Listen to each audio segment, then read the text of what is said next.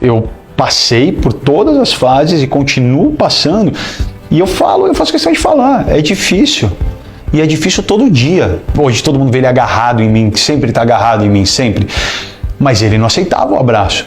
Ele era uma criança que não aceitava, mal aceitava o toque. Apesar de ler tanto sobre o assunto, e eu realmente li e continuo lendo, para mim, nesse caso específico, ele funcionou em puro instinto.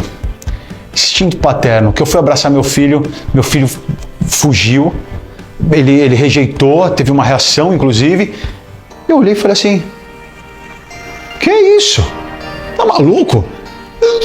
Vem aqui, moleque. E abracei ele de novo e ele, não sei o quê. E eu falei, eu vou te abraçar e eu vou te encher de amor até você tirar, seja o que for que seja. Eu vou matar o que tá te travando de me abraçar com amor e com abraço. E eu vou ficar abraçado com você até você me abraçar de volta. Eu não recomendo, porque não é uma técnica que tem nenhum livro isso, cara. Você não vai achar isso num livro de... Não vai.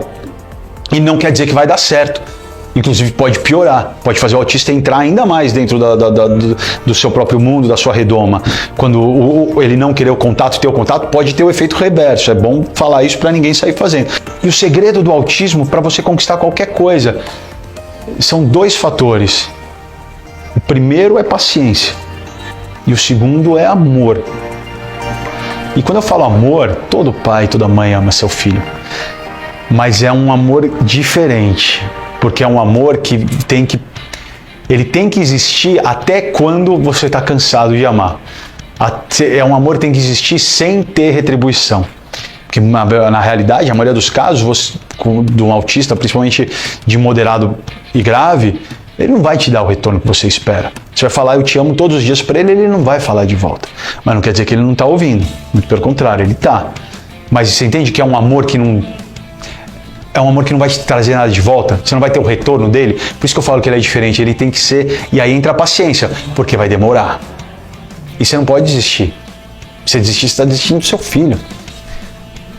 Não dá para desistir de um filho, entendeu? E quando chegou o dia de ter a conversa com os meus filhos, começaram a entender, né? Depois de um certo tempo, eles começaram a entender. Mas o gatilho foi que o Romeu podia deitar com o iPad e os outros não. E aí eles falaram, mas por que o Romeu pode dormir assistindo o iPad ali e a gente não? E a gente começou a chegar a um negócio que eu vou ter que explicar para eles, né? Eu vou ter que ter essa conversa.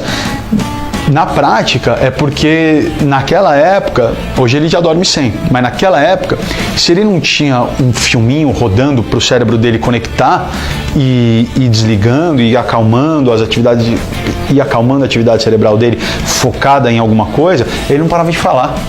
A cabeça não parava, e ele não parava de puxar assunto um atrás do outro, Era 1h da manhã, 2h da manhã, as crianças tendo que acordar às 6 para ir para a escola, e ele lá, blá, blá, blá, blá, blá, blá, blá, blá, falando sobre qualquer coisa.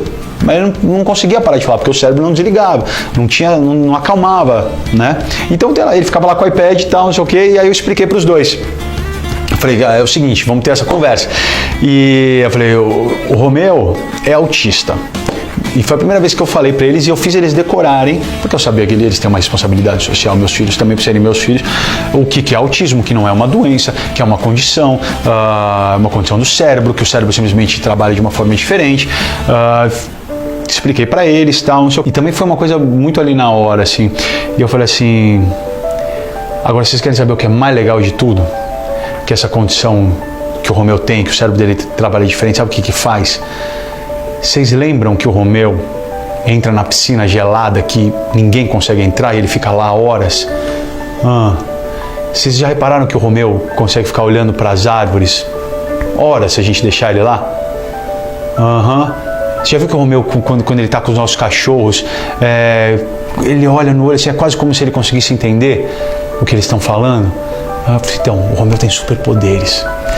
Ele tem superpoderes, ele entende o vento, ele conversa com a natureza, ele tem superpoderes de conseguir entrar na água gelada que ninguém consegue e ele não sente o frio.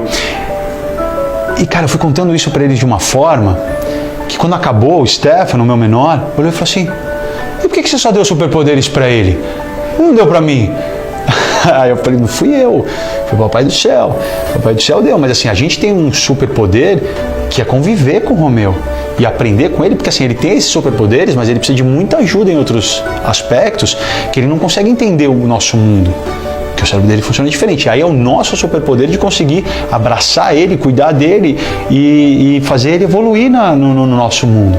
Foi um momento muito bonito, eles entenderam perfeitamente. Hoje eles já estão mais velhos, eles já conseguem entender bem mais. E uma coisa eu te garanto, assim, eu tenho filhos muito legais, mas eu tenho certeza absoluta que eles são muito legais porque eles têm o Romeu. E eles vão crescer para ser seres humanos muito diferenciados, tolerantes, sabe, dignos, éticos, porque eles cresceram dentro de um lar especial. Certeza absoluta. Uai, seu app de vídeos curtos.